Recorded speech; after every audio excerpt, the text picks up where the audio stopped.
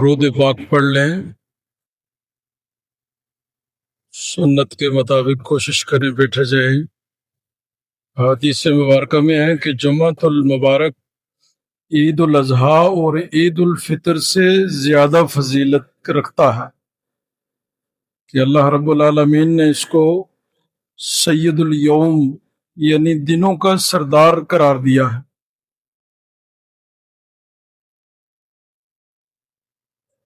الحمد للہ نحمدہ ونستعینہ ونستغفرہ ونؤمن به ونتوکل علیہ ونعوذ باللہ من شرور انفسنا ومن سیئات اعمالنا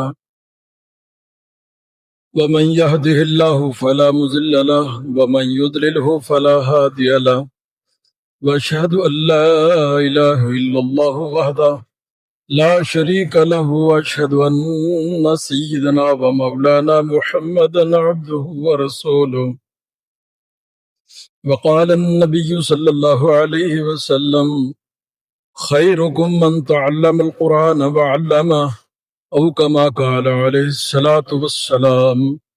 الحمدللہ ہم نے اجمالی تفسیر کا خلاصہ 6 پارے سن لیے ہیں اور آج 7ویں پارے کا خلاصہ سننے کی سعادت حاصل کر رہے ہیں۔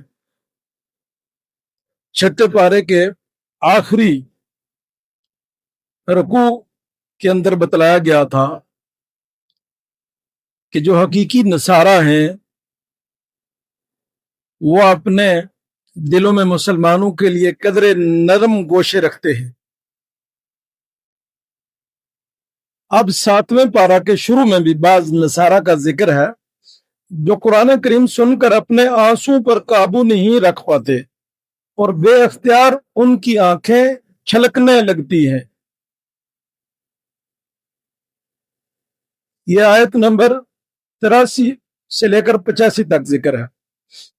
یہ آیت حبشہ کے ان نصارہ کے بارے میں نازل ہوئی جن کے ملک میں مسلمان ہجرت کر کے گئے تھے۔ انہوں نے جب مسلمانوں کی زبان سے قرآن کریم سنا تو روتے روتے ان کی ہچکیاں بند گئیں اور ان کی داڑیاں آنسوں کی رم جھم سے تر ہو گئیں کہ اللہ تعالیٰ کے کلام کی تاثیر ہی بہت زیادہ ہوتی ہے بشرطے کہ ایمان کی قوت موجود ہو۔ اصل میں کلام میں تاثیر ایسی ہے کہ اگر ایسے دل اسے سنیں جو بغض اور کینہ سے خالی اور خوف و خشیت سے معمور ہوں تو جسم کے رونگٹے کھڑے ہو جاتے ہیں اور آنکھوں سے آنسو چھلک پڑتے ہیں۔ اگلے رکوع میں شرعی مسائل بیان ہے کہ حقیقی نصارہ کے کلام اللہ سے متاثر ہونے رونے دھونے کا حال بیان بتانے کے بعد شرعی مسائل ذکر کیے گئے ہیں، کیونکہ سورہ مائدہ مدنی ہے۔ جیسے مکی صورتوں میں عام طور پر عقائد پر بحث ہوتی ہے، یوں ہی مدنی صورتوں میں کہیں تفصیل کے ساتھ اور کہیں اختصار کے ساتھ تشریع امور پر بحث ہوتی ہے۔ کسی چیز کو حلال یا حرام قرار دینے کا اختیار صرف اللہ کے پاس ہے، اس لیے مسلمانوں کو یہ حکم دیا گیا ہے کہ جن پاکیزہ چیزوں کو اللہ تعالیٰ نے حلال قرار دیا ہے تم انہیں حرام مت کرو اور مت سمجھو اور نہ ہی ان کے استعمال سے احتراز کرو۔ اصل میں اسلام اعتدال کا دین ہے جس میں نہ افراط نہ تفریط نہ غلو ہے اور نہ ہی کمی کوتاہی ہے۔ اس لیے اسلام اس بات کو پسند نہیں کرتا کہ پاکیزہ چیزوں کے استعمال سے اجتناب کو تقوی اور کمال کا سبب سمجھا جائے، اور نہ ہی اس بات کی اجازت دیتا ہے کہ حرام حلال کے فرق کو ہی اٹھا دو اور بے دریغ ایسی چیزوں کے استعمال شروع کر دیے جائیں جنہیں اللہ نے حرام قرار دیا ہے۔ جس طرح اسلام آباد کے اندر مسجد گرا دی گئی تو اب جو گرانے والے ہیں وہ بدماش، عیاش، شرابی، زانی، ڈاکو جس وقت ایسے لوگوں کو اختیار ملے گا تو وہ بھلا دین کے ادارے قائم کیسے رکھ سکتے ہیں؟ کیونکہ انہوں نے خود شراب کے نشے میں رہنا ہے، زنا کے نشے میں رہنا ہے، تو ایسی جگہوں پہ انہوں نے جانا ہوتا ہے، تو وہ پھر شراب والوں کو لائسنس جاری کریں گے، اللہ کے گھر بند کریں گے، کیونکہ اللہ تعالیٰ کی وہاں سے صدائیں بلند ہوتی ہیں۔ پیغمبر کریم صلی اللہ علیہ وسلم کی ترتیب زندگی اور سیرت بیان ہوتی ہے، تو وہ شیطان اپنی جو تگڑی جماعتیں ہیں وہ ایسی طرف روانہ کرتا ہے کہ یہ گھر بند کرو، یہ ذکر بند کرو، ایسے راستے بند کرو جن راستوں سے اللہ رسول کی باتیں ہم تک پہنچتی۔ بہرحال اگلے رکوع میں لاغ قسم بتلائی گئی ہے کہ کوئی شخص کسی کام کے ہونے یا نہ ہونے کے بارے میں اپنے خیال کے مطابق سچی قسم کھائے، حالانکہ وہ کام اس کے گمان کے خلاف تھا۔ البتہ ایسی قسموں پر کفارہ کی صورت میں مواخذہ ہوگا جو مستقبل میں کسی کام کے کرنے یا نہ کرنے کے بارے میں کھائی جائے اور پھر انہیں پورا بھی نہ کیا جائے، یعنی قسمیں جس قسم کی بھی اٹھائی جائے ان کو پورا کرنا چاہیے۔ اگلے رکوع کے اندر شراب، جوا، بت اور پانسے قطعی حرام اور شیطانی عمل قرار دیے ہیں۔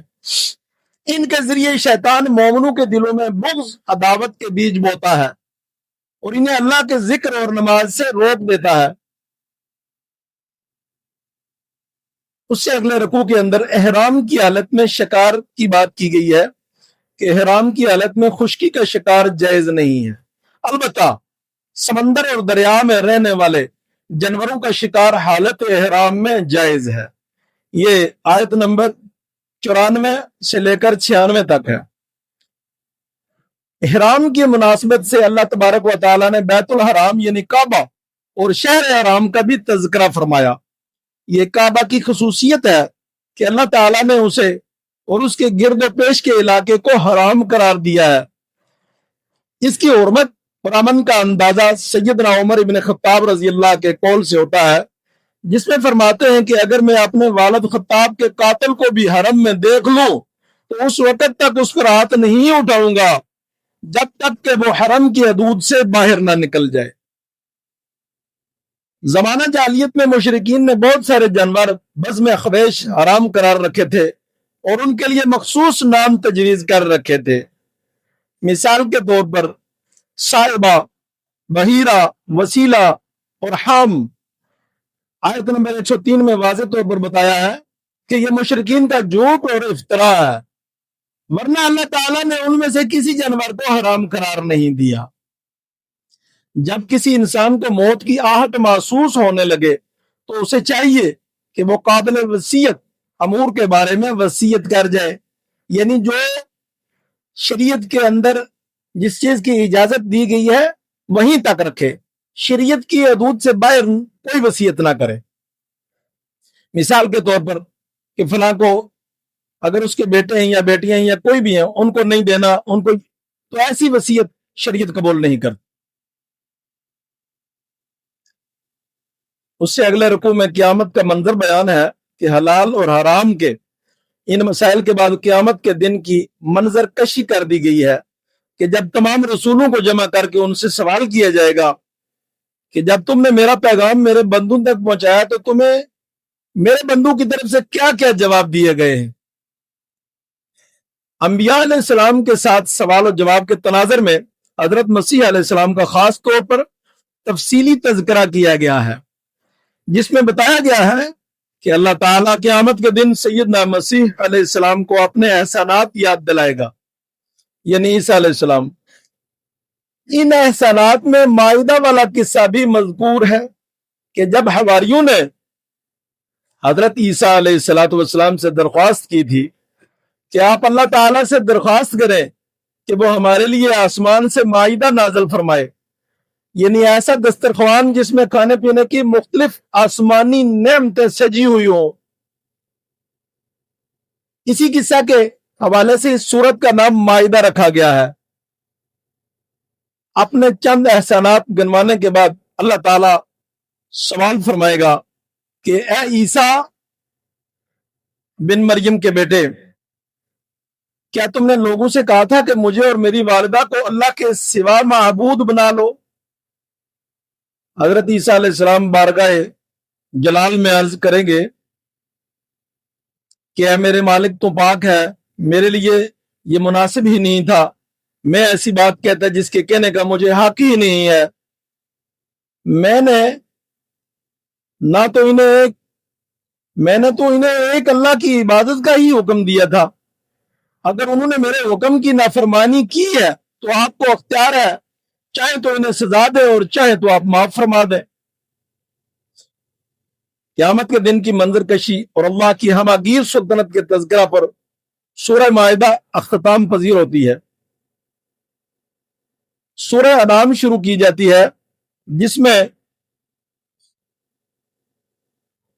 इस सूरत में 165 आयत और 20 रुकू हैं और यह मक्की सूरत है और इसके अंदर 3 बुनियादी अकायद बयान किए गए हैं। उन्हीं पर बास है, तौहीद, रिसालत और आखिरत।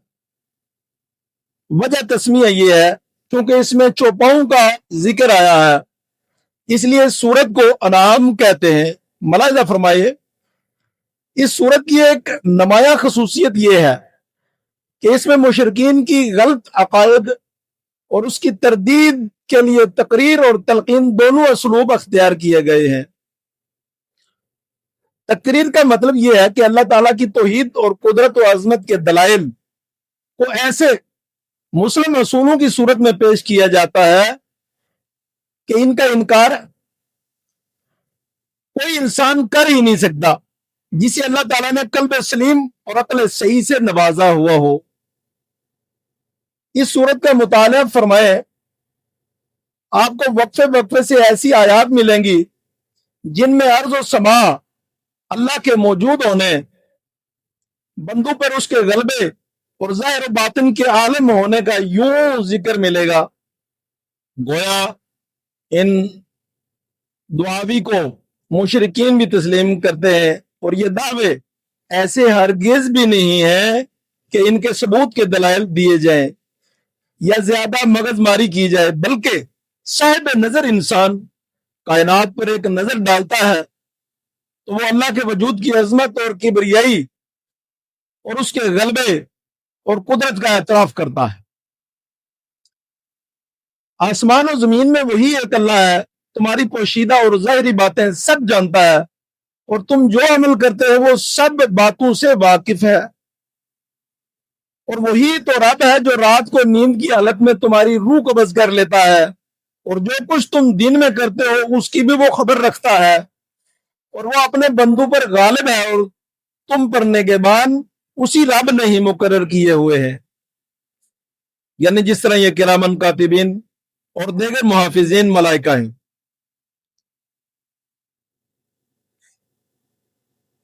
असलूब यकीन का हासिल ये है कि अल्लाह ताला अपने रसूल उम्मी सल्लल्लाहु अलैहि वसल्लम को ऐसे दलाइल सिखाता है जिनका मुनकिरीन के पास कोई जवाब ही नहीं होता और शर्मिंदगी पर मजबूर हो जाते हैं। यह असलूब आमतौर पर सवाल जवाब की शक्ल में ही होता है। मिसाल के तौर पर आयत नंबर 12 में है कि आप सल्लल्लाहु अलैहि वसल्लम इनसे सवाल कीजिए कि आसमानों और जमीन में जो कुछ है ये किसका है और ये किसने पैदा किया है, इसका मालिक खालिक राज़िक कौन है। ज़ाहिर है दिल से तो मुशरिकीन भी तस्लीम करते थे कि सब कुछ अल्लाह का है, लेकिन जबान से एतराफ करने में उन्हें हजाब होता था। इसलिए फरमाया कि आप खुद ही जवाब दे दीजिए मेरे मोहम्मद सल्लल्लाहु अलैहि वसल्लम कि ये सब कुछ अल्लाह का है। जमीन और आसमान के दरमियान में जो कुछ नजर आ रहा है या नजर नहीं आ रहा, ये सब कुछ किसका है जी? अल्लाह का। इनसे यह पूछो कि सबसे बढ़कर किसकी शहादत है, आप फरमा दीजिए कि अल्लाह ही मेरे दरमियान और तुम्हारे दरमियान में गवाह है।